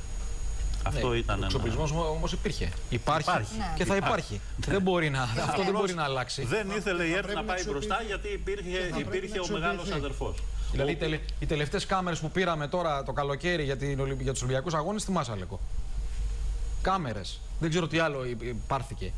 Εξοπλισμός ο οποίος δεν υπάρχει πουθενά αλλού. Για ποιο λόγο δηλαδή δεν το καταλαβαίνω να μην χρησιμοποιείται? Και αυτό φωνάζαμε που σου έλεγα πριν για τις εσωτερικές παραγωγές. Είναι δυνατόν να έχουμε τέτοιο εξοπλισμό, τέτοιους ανθρώπους με τέτοιο μεράκι και να μην κάνουμε εσωτερικές παραγωγές, οι οποίες κοστίζουν ελάχιστα? Οι μόνοι που το καταλαβαίνουμε είμαστε εμείς. Εμείς μιλάμε τώρα, γι' αυτό ήρθαμε σήμερα. Ο κόσμος και η κοινωνία έχει άγνοια για όλα αυτά τα πράγματα. Εμάς κατηγορούν ότι τα φάγαμε. Και εκεί το χαμηλότερο ανταποδοτικό τέλος της Ευρώπης θα είχε μεγαλύτερη αξία ακόμα. Ο κόσμος καταλαβαίνει, Άρη, αυτό που βλέπει. Όταν παίζουν εκπομπές οι οποίες είναι εσωτερικές της ΕΡΤ, βλέπουν τη διαφορά. Όχι, δεν λέω ότι βλέπουν τη διαφορά. Δεν καταλαβαίνουν το λόγο που η ΕΡΤ γύρισε πίσω κάποια στιγμή. Άλλο αυτό, αλλά το προϊόν φαίνεται εκεί. Ναι, το προϊόν φαίνεται και γυαλίζει. Από όλες τις περιπτώσεις. Έχω την εντύπωση ότι σε συνέχεια αυτό που λέει ο Κώστας για το έμψυχο υλικό, ίσως είναι η ευκαιρία. Αφού είπα ότι εντάξει, δεν είναι να ευλογήσουμε τα γένια μας, είναι ευκαιρία όμως να πούμε κάτι το οποίο ακτινοβολεί διεθνές. Η ΕΡΤ έχει την τιμή και περιποιεί μεγάλη τιμή για τη χώρα να κάνει μετάδοση Champions League κορυφαίο προϊόν στον πλανήτη με εσωτερική αμιγώς παραγωγή. Δεν υπάρχει πουθενά αυτό. Χωρίς να αγοράζει Αγλαία ούτε ευρώ απ' έξω. Ούτε ευρώ. Με εύσημα. Μιλάμε με εύσημα, βαθμολογία. Με βαθμολογία από κορυφαίο προϊόν. Αλλά μιλάμε στον πλανήτη. Γι' αυτό λέω ότι το κοινό μας, έχω την εντύπωση, μην ξέρει ο κόσμος, το αθλητικό μας τμήμα, έχω την εντύπωση, επειδή είναι από τα καλύτερα που υπάρχουν και είναι το πνευμόνι της ΕΡΤ, είναι ο αθλητισμός. Έχω την εντύπωση ότι αν δει κανείς αυτό το υπέροχο πράγμα με το έψυχο υλικό που περιέγραψε ο Κώστας προηγουμένως και σε συνέχεια ότι η ΕΡΤ συμμετέχει κάθε στους Ολυμπιακούς Αγώνες με φοβερό τμήμα, εμείς καλύπτουμε για τον κόσμο την άρση βαρών για το διεθνές πρόγραμμα, το οποίο αυτό βαθμολογείται. Όλος αυτός ο κόσμος είναι εδώ συνάδελφοι, ο οποίος έχω την εντύπωση ότι η υψηλή αυτή κατάρτιση, δεν λέω ότι δεν υπάρχει έξω. Αυτό το πράγμα και εμείς... με εύσημα. Και στην άρση βαρών με εύσημα. Κύριοι, 300 ώρες μαύρο στις οθόνες μας, στη ζωή μας, στο επάγγελμά μας. Ποια στάση κρατάμε από εδώ και πέρα? Μια κουβέντα από όλους σας. Να πω εγώ, έχω την εντύπωση ότι η ΕΡΤ θα παραμείνει και η ΕΡΤ θα υπάρξει και φτάνει εμείς να κάνουμε υπερατσία αυτό που ήρθε ο κόσμος εκεί πέρα απ' έξω και μας έδωσε και μας συγκίνησε, γιατί έχω την εντύπωση ότι αυτό δεν πήραν στο νου τους, ότι ο κόσμος ενδεχομένως να μην ήρθε να υποστηρίξει εμένα και εσένα, αλλά έχω την εντύπωση ότι υποστήριξε αυτό που είχε ανάγκη ως ποιότητα της. Ναι, έχω την εντύπωση ότι είχε την ανάγκη ότι η ΕΡΤ είναι, έχω την εντύπωση, και το απάβγασμα και ένα πλατήσκαλο αγώνων για κατάκτηση των εργαζομένων. Έχω την εντύπωση ότι η ΕΡΤ θα υπάρξει, γιατί είναι στο DNA της χώρας μας και εμείς θα πολεμήσουμε να κρατήσουμε την ΕΡΤ ανοιχτή. Γιώργο. Τι να πω, εγώ εδώ πέρα πιστεύω ότι έγινε ένα λάθος, τεράστιο λάθος, το να αναγνωρίσει κάποιος ακόμα και αυτή τη στιγμή ότι έσφαλα και να προσπαθήσει να το διορθώσει είναι πάρα πολύ σημαντικό. Το να επιμείνει στο λάθος νομίζω δεν θα οδηγήσει πουθενά. Άρη. Εγώ, επειδή διεκδικώ και την αξιοπρέπειά μου και την αξιοπρέπεια όλων των συναδέλφων, θεωρώ ότι ήταν πολύ απαξιωτικός, υβριστικός και άνανδρος ο τρόπος με τον οποίο έγινε όλο αυτό. Αυτό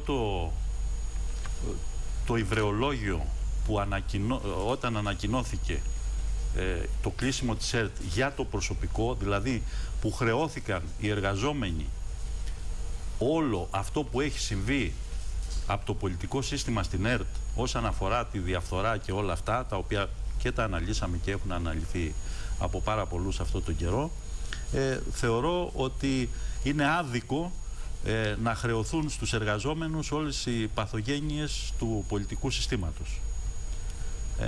Δεν ξέρω, έχω δικαίωμα στο σεβασμό και στην αξιοπρέπεια, νομίζω, όλων αυτών. Όχι εγώ, εννοώ για όλους τους εργαζόμενους. Δεν έχουν το δικαίωμα την κακοποίηση και τον ευτελισμό των εργαζομένων, του ίδιου του συντάγματος και των λειτουργιών του κράτους. Γιατί ακόμα και αυτή την απόλυση που μας στείλανε, αυτό το ευτελές χαρτί που δεν έχει ούτε καν υπογραφή, δεν έχει ούτε καν σφραγίδα, δεν το δέχεται ούτε ο ΔΑΕΔ για να μας δώσει επίδομα ανεργίας. Είναι γελίο δηλαδή όλο αυτό. Τα χαρτιά που στέλνουν σπίτι και λέει στείλ τα σ' άλλους 10 για να μην σου συμβεί κακό. Δεν ξέρω, θεωρώ δηλαδή ότι αυτό είναι ανθρωποφαγία. Δεν είναι καν μια αξιοπρεπή απόλυση. Ακόμα και οποιαδήποτε ιδιωτική επιχείρηση, όταν απολύει έναν εργαζόμενο, δεν ευτελίζει τον εργαζόμενο.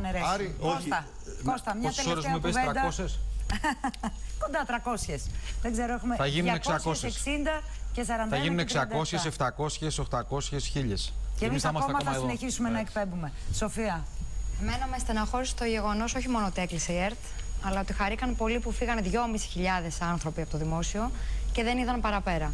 Τι άλλο έρχεται? Να πω μια κουβέντα. Τελευταία κουβέντα, για να πω και εγώ την τελευταία. Ότι το να παραδεχτεί κάποιος το λάθος, Γιώργο, σε αυτό που είπες εσύ, είναι πολιτική ανδρεία. Συμφωνώ. να πούμε και κάτι. Ποιος ήταν σκηνοθέτης? Μου φωνάζουν από το κοντρόλ. Σκηνοθέτης ποιος είναι? Η συνάδελφος η Μαρία η Ανδρεαδέλη. Διαμαρτύρομαι στη Μαρία και στους καμεραμάν. Το Γιώργο τον έβγαλε πιο ωραίο από μένα. Είναι πιο ωραίος. Μαρία, τα ακούς. Σας ευχαριστώ. Ευχαριστώ και εσάς, κυρίες και κύριοι, που όλη αυτή την ώρα δεχθήκατε αυτή την κατάθεση ψυχής. Ακολουθεί δελτίο ειδήσεων και αμέσως μετά αγώνας ποδοσφαίρου εθνικής ομάδας απέναντι στην Παραγουάη για το Παγκόσμιο Πρωτάθλημα Ποδοσφαίρου κάτω των 20. Προς το παρόν, γεια σας.